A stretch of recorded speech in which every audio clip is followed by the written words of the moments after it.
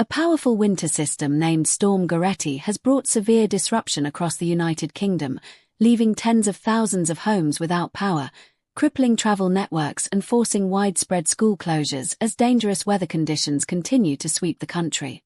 Storm Goretti, the first named storm of 2026, struck late Thursday and into Friday with winds recorded at up to 99 miles per hour, particularly in the Isles of Scilly, and heavy snow driven by Arctic air as it moved inland.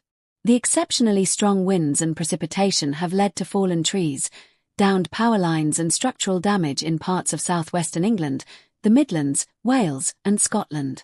As of Friday morning, more than 43,000 homes in the southwest alone were without electricity, with additional outages affecting properties in the West and East Midlands, Wales, and parts of northern Scotland. Reports suggest roughly 57,000 customers nationwide have experienced loss of power due to the storm's impact on the grid. Transport disruption, flights, trains, and roads affected. The storm has triggered major travel chaos across the country. Flights. Dozens of departures and arrivals have been cancelled at major airports. Heathrow has seen significant flight disruptions, while Birmingham and East Midlands airports temporarily closed runways due to heavy snow before reopening with limited operations. Rail services. Train operators across England, Wales, and Scotland have suspended or reduced services, with some routes halted entirely due to high winds and unsafe conditions on track and surrounding infrastructure. Road conditions. Fallen trees and snow-covered surfaces have blocked key routes, forcing closures on motorways and secondary roads and prompting urgent safety warnings for motorists.